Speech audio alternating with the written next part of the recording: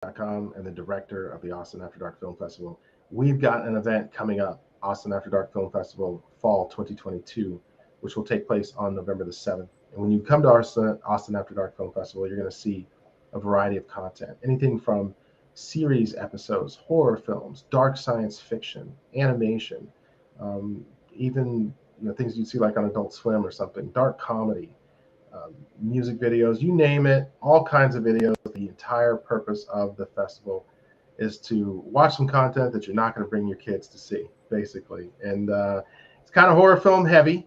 We have some of those. We got a director here with a horror film that is nominated for the best micro horror film, which is films that are 6 minutes or less. It's Zack and Kang, directed by Philip Tice. Thank you for joining me, Phil. How are you? Thank you so much for having me. Good work on this. Horror micros are 6 minutes or less, but at any time you can creep somebody out in less than 6 minutes, you're doing your thing. But I'm not going to spoil this one. I'm going to let you tell us the synopsis. When people walk in that theater, what are they going to see? Sure. So Zack and Kang has a little bit of a funny story. It's a micro, so it's very simple. It's about a 9-year-old boy named Zack, who's played by a wonderful 9-year-old actor named Gavin, who just really a phenomenal kid. Gets in a fight with his mother one night over a plate of Brussels sprouts over dinner, as all of us have at some point. He storms off to his room, and his mom whispers through his door a story she's kind of making up, but she's saying that there's this monster called Kang that will come from beneath your bed or out of your closet or through your window and snatch up little boys who don't listen to their mothers. Of course, the kid doesn't believe her until his bed starts to shake, and something Lovecraftian and nightmarish and very flexible and looking a little something like this emerges and starts to strike a deal with our 9-year-old boy. But I'll leave it at that. I won't give away any more of the ending. But it's a fun little, it's a send up of Looney Tunes and like old, the Nick afternoon kid shows. And funnily enough, the original script way back before I dug it out of a box and retooled it to be this was my audition script for the Sesame Street writers' room. So I took this cute little like puppet kids show I had come up with, and I was like, what if we didn't change anything except we just made it horrifying? We kept everything else. And it was a really fun experiment. Man, well, I was going to ask you what inspired you to do this. You kind of answered that, but tell us more about that. Did you make that? The mask. Yeah. No. So this is Kang, or as at least we have dubbed her Kang. The mask itself was actually made by Composite Effects, which is a full head latex monster kind of mask company that operates out of New Orleans. I worked with one of their products, not as a director, but as a creature actor on a film my buddy just completed. So I was in one of their big cowls for a whole night shoot, and I was like, this is great. And when it came time to find the monster for Zack and Kang, we went to them, and they had just this beautiful little nightmare ready to go, and it worked wonders. It looks great on screen. Wow. Yeah, it's creepy. It's definitely creepy, and good work with that thing, man. So on a technical level, what'd you learn from this experience?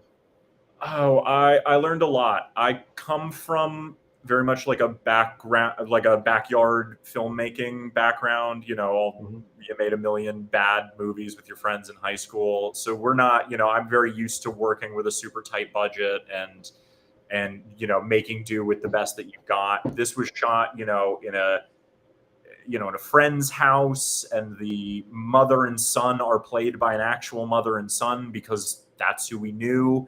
And, the crew was made up pretty much entirely of good friends of mine who are all incredible, like very industry professional people. But they took time out of their very busy schedules to come out and shoot with us for a single day. We only had the money to afford everybody and the location and all that for one day. And we had to get through 6 pages of script, which is quite a lot. But they powered through to the minute. They did really, really wonderfully. And I think on a technical level, for me, this was a big learning experience for less technological, because I'm very rarely behind the camera or being the editor. But in terms of directing actors, this was my first time directing a young child, directing Gavin, who was 9. And he did a really wonderful job, but there's a lot that you have to keep in perspective for a kid, both legally with SAG, like, you can only have them filming for a certain amount of time. They need a certain number of breaks during the day. So that meant our whole schedule had to be prepped around how long could we have Gavin on set.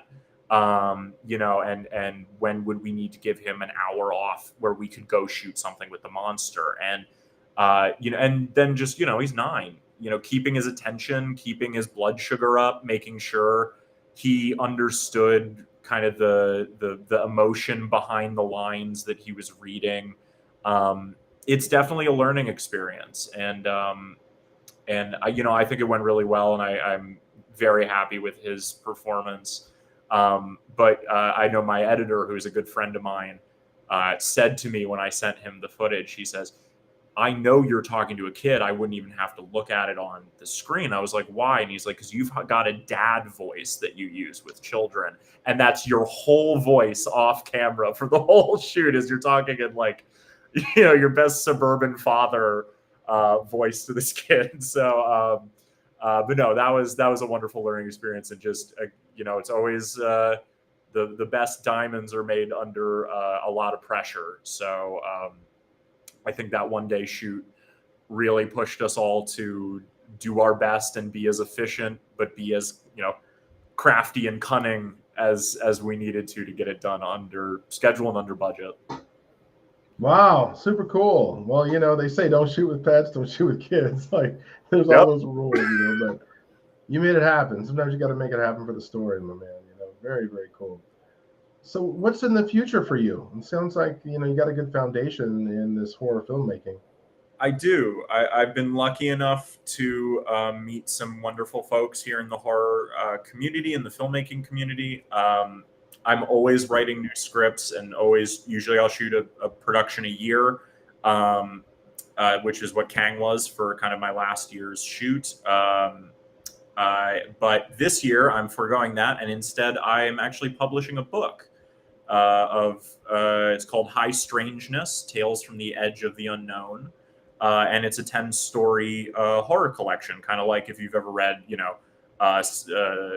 Book of Blood by Clive Barker, or Scary Stories to Tell in the Dark, like, one of those little anthologies that I've been working on for 2 years, and is officially going out for print on October 18th. So Whoa. By the time the festival is hit, we will already hopefully be on some people's bookshelves back home. But if you like stuff like Zach and Kang, if you like short little fun, creepy, get under your skin horror stories, this might be something that folks might be interested in. So I'll buy a copy, man. Bring one down, sign it. I'll buy a copy. I'll get a picture with you. So. I absolutely will. That would be awesome, man. That'd be awesome. Let's talk about some of your other writing that got accepted to the festival. I don't want to leave that out. Sure. You have a screenplay called The Seeker Brothers, which is an official selection. Can you tell us about that? Yes. So The Seeker Brothers is a passion script of mine, which is to say I don't know if I could ever get it produced because it's a little weird. But no, it came from the idea of asking myself, what would happen if you put the Hardy Boys in the Exorcist III?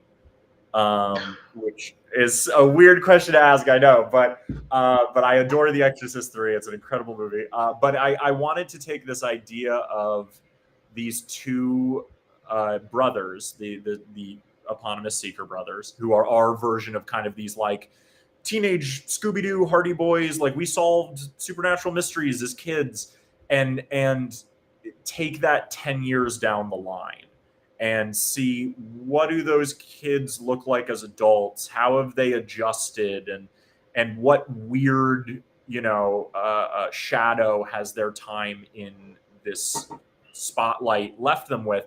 And then the big horror spike in that concept is, now what happened if they retired because one brother was killed in front of the other, and now the other one is kind of cursed with this ability to not only see the dead, but to always be followed by his brother's ghost. And they have come back for that one last case, that classic concept, and it ends up being one brother living, one brother dead, both of them very uncertain about why they're still here and why they're still doing what they're doing, going on this last mystery to try to stop an old enemy and also repair what's left of their family and of their own kind of selves. And it was an experimental script that I think is very bizarre, and I didn't expect to get any sort of reception at all, but it's actually been greeted quite fondly so far. So I've been very pleasantly surprised by folks' reactions to the Seeker Brothers. Good stuff. Well, it sounds very cool. We appreciate having you down at the festival. Glad you could make it. Glad we can screen your film. Your work makes us look good, and I appreciate you. Is there anything else that you want to add before we go? Yeah, absolutely. I would, of course, love to thank the judges and you and everybody who's putting this wonderful festival together. This will be, this is Baby's first screening. He's never done this before. So we're very honored that you guys would put in the work to let us be seen by an audience, and it's really very, very special. So thank you for that. And any of the other filmmakers who are in Austin or are going to come to the festival, I will be there. Please come find me. I don't know if I'll have Kang with me. I don't know if the TSA will let me take him. But come find me and talk. I would love to meet as many new ghouls as I can. And I'm very excited to see everybody's works. And if you want a book, come find me as well. That doesn't hurt either. Awesome. Well, we got your Instagram in the description. So, come on down for the networking. All right. And we'd love to see, a lot of great films, man. You're going to love the slate. So I'm so excited. I'm psyched. I can't wait. Good stuff. Well, have a good one, my friend. We'll talk to you soon. Thank you. All right.